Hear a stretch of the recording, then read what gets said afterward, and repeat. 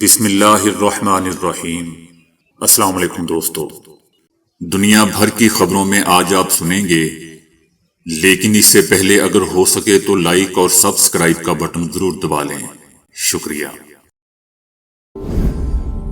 غاصب اسرائیلی فوج کے اعلیٰ جنرل اسرائیل زیف نے اعلان کیا ہے کہ امریکی اصرار کے باعث قیدیوں کے تبادلے کے دوسرے مرحلے کے بارے میں امید موجود ہے، کیونکہ اب نیتن یاہو کو بھی سمجھ آ چکی ہے کہ وہ غزہ کی جنگ میں واپس نہیں جا سکتا، لہٰذا یہی بہتر ہے کہ اب وہ قیدیوں کو واپس لے آئے۔ قابض اسرائیلی ریزرو فورس کے اس جنرل نے مزید کہا کہ اعلان شدہ دو اہداف اسرائیلی قیدیوں کی واپسی اور حماس حکومت کی جگہ متبادل کا انتخاب در حقیقت غزہ کی پٹی میں موجود دو علیحدہ مسائل تھے جن کا کوئی حل نہیں نکالا جا سکا۔ صہیونی جنرل نے زور دیتے ہوئے کہا کہ اس جنگ کا نتیجہ بالآخر یہ نکلا ہے کہ اب ہمیں حماس کا کھلے عام سامنا ہے، نہ کسی متبادل حکومت کا۔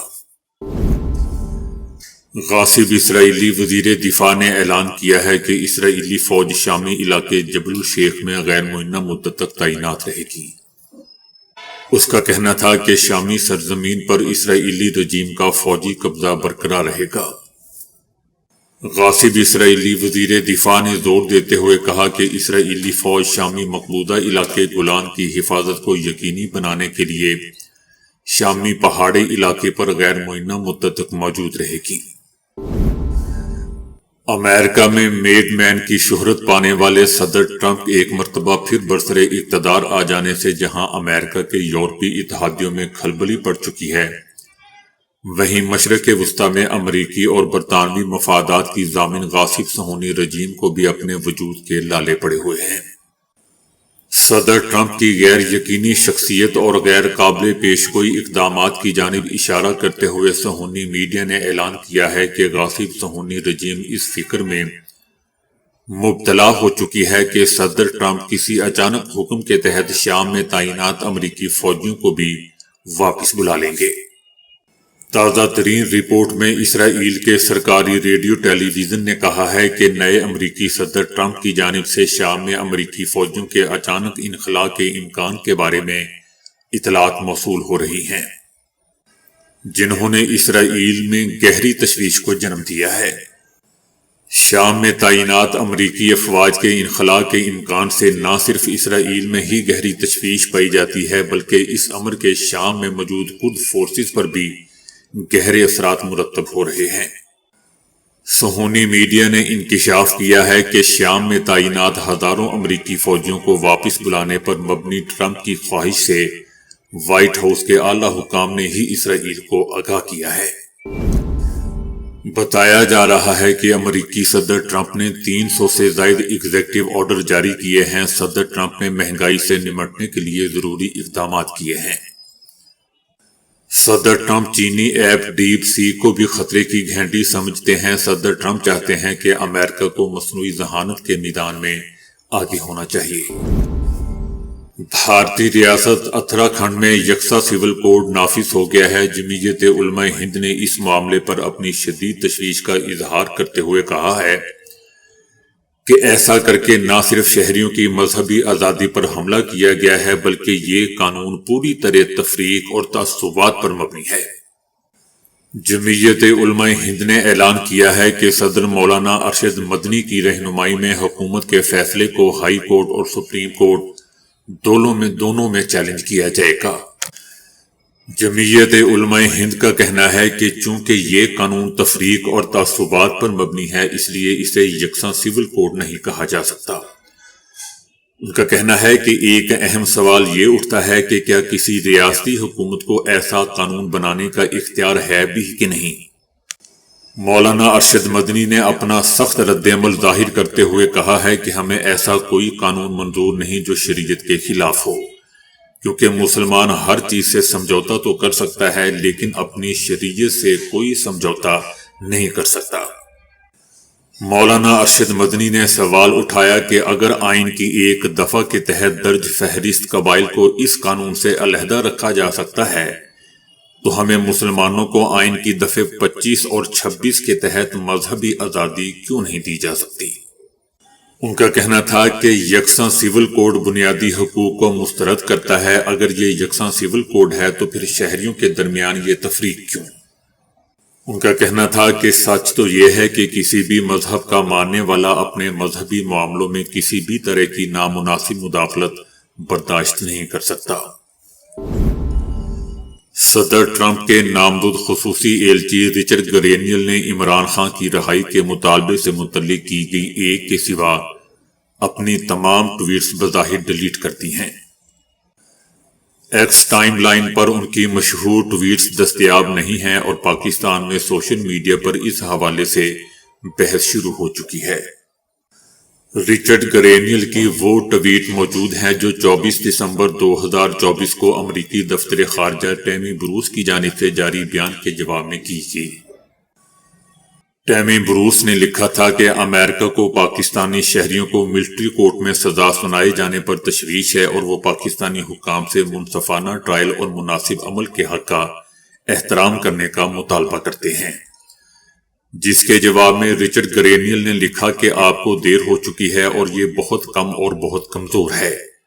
ساتھ ہی انہوں نے عمران خان کو آزاد کرنے کا مطالبہ کیا تھا۔ بظاہر ان کا کہنا تھا کہ پاکستان کو ایک سخت پیغام دیا جانا چاہیے۔ غاصب اسرائیلی رجیم کے میڈیا کا کہنا ہے کہ غاصب اسرائیلی فوجیوں نے نستعلیم راہداری کے جسے فلسطینی شہداء چوک کے نام سے جانتے ہیں اس کو روتے ہوئے چھوڑا۔ صہیونی میڈیا کا کہنا ہے کہ غاصب اسرائیلی فوجیوں کو محسوس ہوتا ہے کہ انہوں نے غزہ کی پٹی میں گزشتہ 1 سال سے زائد کے عرصے تک جو کچھ بھی حاصل کیا تھا وہ سب کچھ اب برباد ہو کر رہ گیا ہے۔ اسرائیلی فوجیوں کا روتے ہوئے کہنا تھا کہ وہ محسوس کرتے ہیں کہ انہوں نے غزہ میں 1 سال تک جو کچھ کمایا تھا وہ سب کچھ ضائع ہو گیا۔ اسرائیلی میڈیا کا کہنا ہے کہ یہ مسئلہ اب غاصب صہیونی فوج کے آپسی درمیان میں شدید غم و غصے کا باعث بن رہا ہے۔ میڈیا کا یہ بھی کہنا تھا کہ پہلے جنگ بندی کے اس معاہدے کی قیمت بہت سے حساس قیدیوں کی رہائی تھی، لیکن آج یہ قیمت ایک آپریشنل کامیابی کی تباہی میں بدل چکی ہے۔ میڈیا کا کہنا تھا کہ شمالی غزہ کے علاقوں میں ہزاروں مسلح جنگجو موجود تھے تو اب یہ تعداد بڑھ کر 10,000 تک پہنچ جائے گی، لہذا اب اگر ہم دوبارہ جنگ کی جانب لوٹے تو یہ ایک شدید اور بڑی جنگ ہماری منتظر ہوگی، کم از کم اسی طرح کی جو ہم نے پہلے کبھی نہیں دیکھی ہوگی۔ وزیر اعظم نریندر مودی کے قریبی ساتھی وزیر داخلہ امیت شاہ کا کہنا ہے کہ اگر ان کی جماعت ریاستی انتخابات میں کامیابی حاصل کر لیتی ہے تو دارالحکومت دہلی کو بنگالیوں سے پاک کر دیا جائے گا۔ ان کا کہنا تھا کہ اگلے ماہ ہونے والے ریاستی انتخابات میں کامیاب ہو جاتے ہیں تو پڑوسی ملک بنگلہ دیش کے ہر غیر قانونی تارکین وطن کو 2 سال کے اندر اندر نئی دہلی سے نکال دیا جائے گا۔ ان کا کہنا تھا کہ موجودہ دہلی حکومت غیر قانونی بنگلہ دیشیوں اور روہنگیا کے لوگوں کو جگہ دے رہی ہے، آپ حکومت کو تبدیل کریں، ہم دہلی کو تمام غیر قانونی لوگوں سے نجات دلائیں گے۔ دہلی میں دوستو غیر قانونی طور پر مقیم بنگلہ دیشیوں کی تعداد کا کوئی قابل بھروسہ تخمینہ نہیں ہے۔ حالیہ دہائیوں کے دوران شہر میں لاکھوں لوگ روزگار کی تلاش میں ہندوستان کے دیگر حصوں سے آئے ہیں۔ مائکروسافٹ کے بانی اور دنیا کے مشہور ارب پتی بل گیٹس نے اپنی آنے والی کتاب سورس کوڈ مائی بگننگز میں انکشاف کیا ہے کہ اگر وہ آج کے دور میں پروان چڑھ رہے ہوتے تو شاید انہیں آٹزم کی تشخیص کی جاتی۔ بل گیٹس اپنی کتاب کے ایک اقتباس میں لکھتے ہیں کہ ان کے والدین ان کے پیچیدہ رویے کو سمجھنے میں دشواری کا سامنا کرتے تھے۔ بچپن میں ان کے دماغ کا کام دوسروں سے مختلف تھا۔ بل گیٹس کا کہنا تھا کہ ان کے والدین نے انہیں وہ مدد فراہم کی جس نے ان کی سماجی صلاحیتوں کو بہتر بنانے میں اہم کردار ادا کیا، حالانکہ یہ ترقی وقت کے ساتھ ہوئی۔ امریکہ کے معروف قدامت پسند مبصر اور سابق فاکس نیوز اینکر ٹکر کارلسن نے جو بائیڈن انتظامیہ پر روسی صدر پیوٹن کو مارنے کی کوشش کا الزام لگایا۔ کارلسن نے الزام لگاتے ہوئے کہا کہ جو بائیڈن انتظامیہ نے پیوٹن کو مارنے کی کوشش کی یہ پاگل پن ہے۔ یہ سوچنا ہی ناقابل یقین ہے آخر انہوں نے ایسا کیوں کیا، کیونکہ انتشار ان کے لیے ایک پردہ ہے جو انہیں تحفظ دیتا ہے۔ لیکن دوستو، یاد رہے کہ ٹکر کارلسن کی طرف سے یہ دعویٰ کسی ٹھوس ثبوت کے بغیر کیا گیا ہے، جس کی وجہ سے کارلسن کو شدید تنقید کا سامنا ہے۔ 2023 میں فاکس نیوز سے نکالے جانے کے بعد کارلسن اکثر تنازعات کا شکار رہتے ہیں۔ بنگلہ دیش میں دہائیوں تک حکمرانی کرنے والی عوامی لیگ کی سربراہ شیخ حسینہ کے بعد بننے والی عبوری حکومت کے حوالے سے دوستو، نوجوانوں کی رائے کے حیران کن نتائج سامنے آئے ہیں۔ ملک بھر میں کیے گئے سروے کے نتائج کے مطابق 95% نوجوان ڈاکٹر محمد یونس کی سربراہی میں قائم حکومت کے اقدامات سے خوش ہیں اور مطمئن ہیں۔ سروے کے رزلٹ سے یہ بات اخذ کر لی گئی ہے کہ نوجوان موجودہ عبوری حکومت کے حوالے سے پرجوش ہیں اور قومی ترقی کے لیے پر امید ہیں۔ 18 سال سے 35 سال کی عمر کے افراد نوجوان کہلاتے ہیں اور سروے بھی اسی گروپ میں کیا گیا تاکہ مختلف طبقات اور علاقوں کا رویہ سامنے آ سکے۔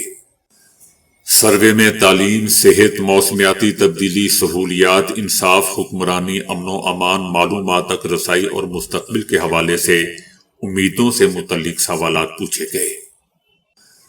نتائج کے مطابق امن و امان کے حوالے سے 20.9% براہ راست اور 54.4% افراد نے آن لائن شکوک کا اظہار کیا۔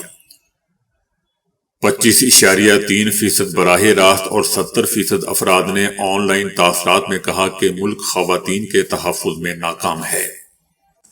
سروے میں اپنی رائے دینے والے افراد میں مہنگائی کا پہلو انتہائی تشویش کا عنصر رہا، جس میں 75.1% براہ راست اور 64.8% افراد نے آن لائن حوالے سے اپنی ذہنی اور جسمانی صحت پر پڑنے والے منفی اثرات کا ذکر کیا۔ مقبوضہ وادی کے ضلع رجوری کے گاؤں بدل میں پر اسرار طور پر 17 افراد مارے گئے۔ مرنے والوں میں 13 بچے بھی شامل ہیں۔ یہ اموات 7 دسمبر سے 19 جنوری کے درمیان ہوئی۔ مرنے والے بچوں میں 6 بہن بھائی بھی تھے جن کی عمریں 7 سے 15 سال کے درمیان تھیں۔ متاثرین میں پہلے بخار اور کپکپی ظاہر ہوتی ہے، پھر بے ہوشی کے بعد چند گھنٹوں میں موت واقع ہو جاتی ہے۔ گاؤں میں پے در پے اموات کے بعد خوف کی لہر دوڑ گئی۔ گاؤں کے قریب ایک کنویں کے پانی میں کیڑے مار دوائیوں کے نشانات ملے ہیں، جس کے بعد کنویں کو سیل کر دیا گیا۔ اگرچہ ڈاکٹر وائرل یا بیکٹیریل انفیکشن کو مسترد کرتے ہیں، لیکن اشارے ملتے ہیں کہ مرنے والوں میں نیورو ٹاکسن موجود تھے۔ ماہرین کا کہنا ہے کہ ان اموات کے پیچھے ممکنہ طور پر زہریلا مواد ہے، جو کہ بھارتی فوج کے کردار کو بھی مشکوک بنا دیتا ہے۔ مقامی لوگوں نے بھارتی فوج کے قریبی کیمپ پر شبہات کا اظہار کرتے ہوئے اس کے ملوث ہونے کے خدشات ظاہر کیے ہیں۔ لوگوں کا کہنا ہے کہ بھارتی فوج کے خیال میں یہ پانی مجاہدین استعمال کرتے ہیں۔ مقامی آبادی کو علاقے سے بے دخل کرنے کے لیے بھی بھارتی فوج پانی میں ایسا کر سکتی ہے تاکہ علاقے میں فوجی کارروائیوں کے لیے راستہ ہموار ہو سکے۔ کشمیری میڈیا کا کہنا ہے مقامی لوگوں نے اس واقعے کی مکمل شفاف تحقیقات کا مطالبہ کیا ہے۔ ایران کے سپریم لیڈر آیت اللہ خامنائی نے غزہ جنگ بندی کو اسرائیل کی شکست قرار دیا اور کہا ہے کہ چھوٹے اور محدود سے غزہ نے صہیونی حکومت کو گھٹنے ٹیکنے پر مجبور کر دیا اور ہتھیاروں سے لیس صہیونی حکومت کو غزہ میں جنگ بندی کرنی پڑی تو وہ ایران کا کیا خاک مقابلہ کرے گا، جبکہ اسے امریکی حمایت بھی حاصل تھی۔ سپریم لیڈر کا کہنا تھا کہ غزہ نے صہیونی حکومت کو ناکوں چنے چبوا دیے اور مکمل امریکی حمایت کی حامل صہیونی حکومت کو گھٹنے ٹیکنے پر مجبور کر دیا، بلکہ ناک رگڑنے پر مجبور کر دیا۔ ان کا کہنا تھا کہ یہ صرف مزاحمت کا کمال ہے۔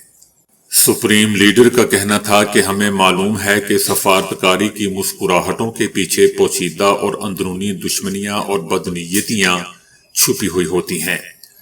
اپنی آنکھیں کھولیں اور محتاط رہیں کہ ہم کس سے ملتے ہیں، کس سے مذاکرات کرتے ہیں اور کس سے بات کرتے ہیں۔ تو دوستو، ابھی کے لیے اتنا ہی۔